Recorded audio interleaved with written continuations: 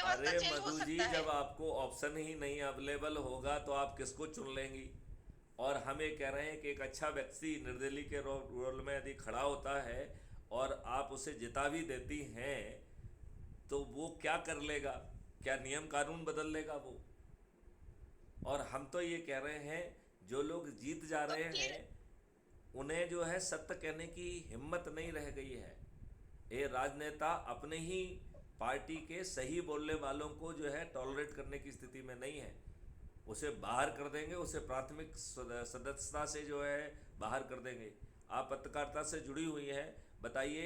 नूपुर शर्मा ने हदीस में लिखी हुई बातों की ही व्याख्या की थी, एक भी बात गलत नहीं बोली, और वो बात भी उकसाने पे बोली। मतलब वो भी यदि नॉर्मल कोर्स में उन्होंने अपने मन से कही हो, ऐसा भी नहीं हुआ। आप मुझे बताइए, इसके बाद नूपुर शर्मा को भाजपा की प्राथमिक सदस्यता से क्यों जो है ना बाहर किया गया? क्यों किया गया? सर कनेक्ट सुप्रीम आवाज, सर सुप्रीम आवाज कनेक्ट सुप्रीम नहीं हो पा जैसे रहा है जैसे सही। मिनट सुप्रीम कोर्ट में जो है ना वो बेचारी महिला ये बात कहती है कि साहब हमारे सभी एक केस एक जगह पे आ जाएं, क्योंकि मेरा सुरक्षा का मामला है। तो जज महोदय इतनी फालतू की बातें कहते हैं, मेरी नज़रों में तो वो कॉन्टेम्प्ट ऑफ कोर्ट है। कायदे से जज महोदय को अपनी ही कोर्ट का कॉन्टेम्प्ट करने के लिए महाअभियोग से अभियोजित कर देना चाहिए।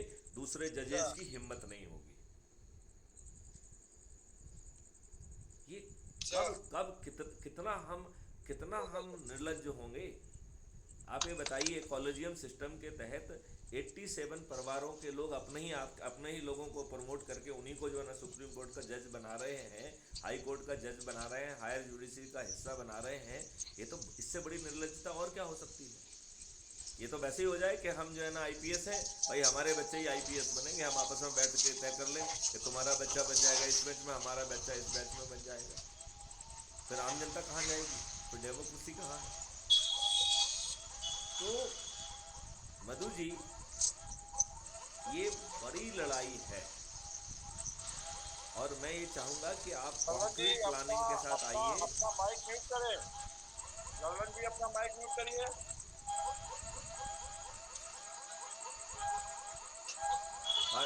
ये किसी के यहाँ से भी आ सकता है, ये मेरे ख्याल से शायद लल्लन जी के यहाँ से भी आ सकता है, मधु के यहाँ से भी आ सकता है।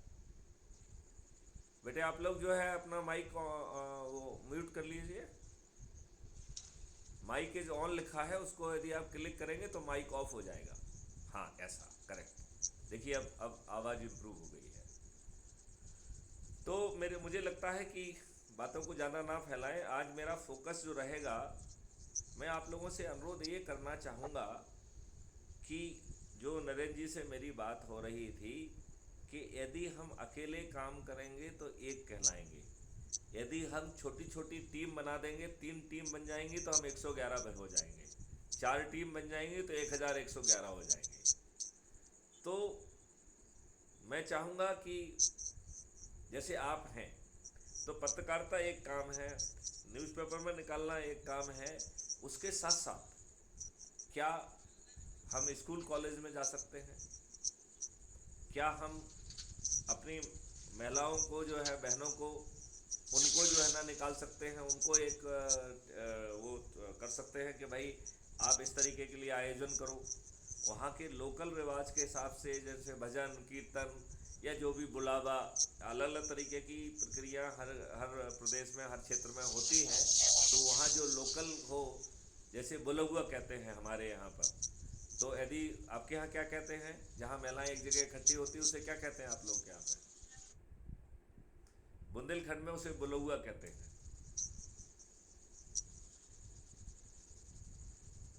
नाई जाता है और सबको बताता है कि साहब ये बुलगुआ है। I don't know. तो जो भी लोकल ट्रेडिशन के हिसाब से, यदि बुलगुआ टाइप का जो भी वहाँ पर अवेलेबल हो, उसका यूज करके यदि महिलाएं एक जगह पे इकट्ठी हो गई हैं, आपस में बात करें, जो भजन कीर्तन करना है वो कर लें, और बीच में इंटरवल में थोड़ी देर जो है व्यवस्था परिवर्तन की बात करके कैसे अपराध मुक्त भारत 21 लक्षों को जमीन पर जो है आपके, ये लल्लन जी आपके यहाँ से गड़बड़ हो रही है, अपना आप माइक म्यूट करिए। लल्लन जी आपके बगल से ट्रेन निकल रही है।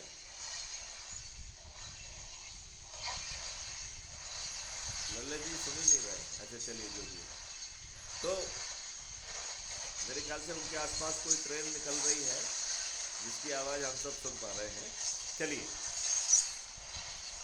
तो हमें ये बात ये समझना पड़ेगी कि कैसे हम अपने पावर को मल्टीप्लाई करें। यदि हम अपने पावर को मल्टीप्लाई नहीं कर पाएंगे तो हमारे प्रयास जो है वो बौने हो जाएंगे।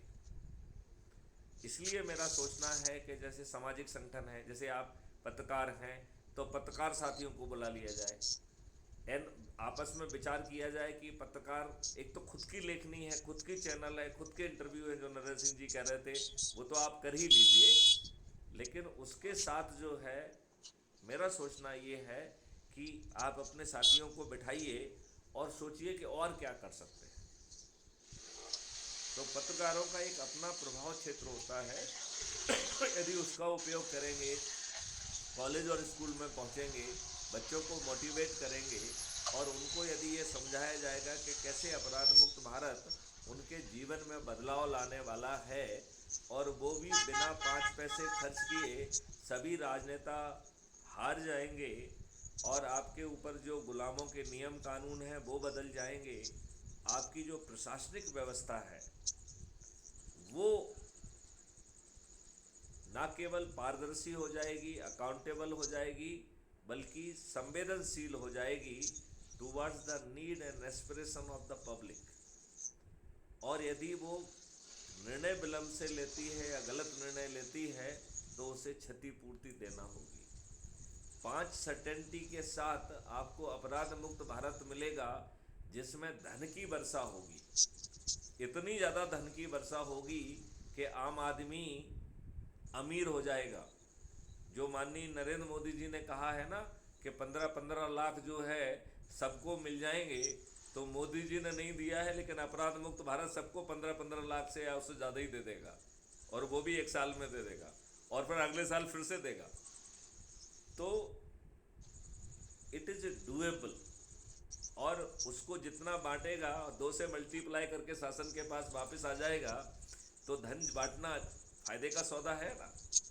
जैसे साबुन के एडवर्टाइजमेंट में कहा जाता है कि दाग से यदि संबंध अच्छे हों तो दाग होना अच्छा है, तो ऐसे ही यदि पैसे बांटने से सरकार की आय बढ़ रही है तो ऐसे पैसे बांटना और लोगों को धनी बना देना फायदे का सौदा है।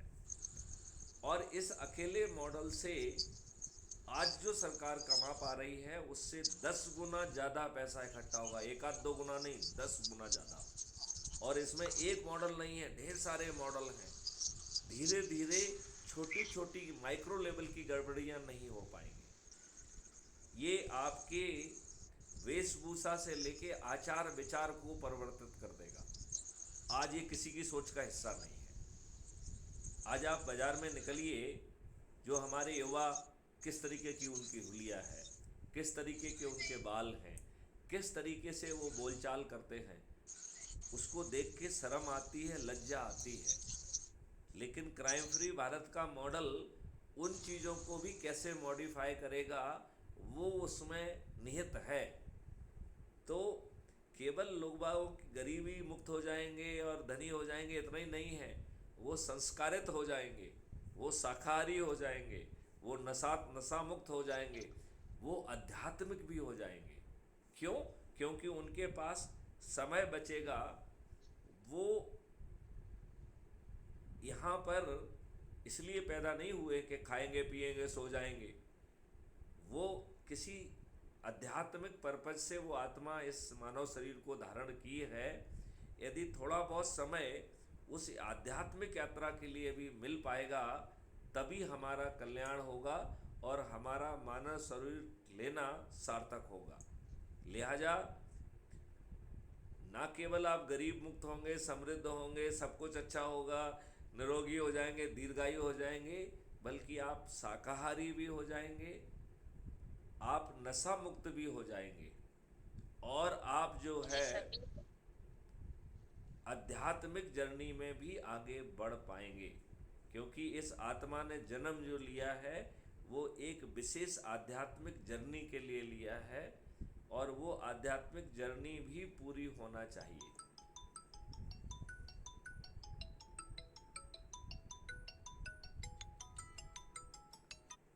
हाँ बच्चे पहुंच गए हैं। हाँ पापा बस अभी उतरे। हेलो। हेलो। हाँ बच्चे पहुंच। हाँ बस अभी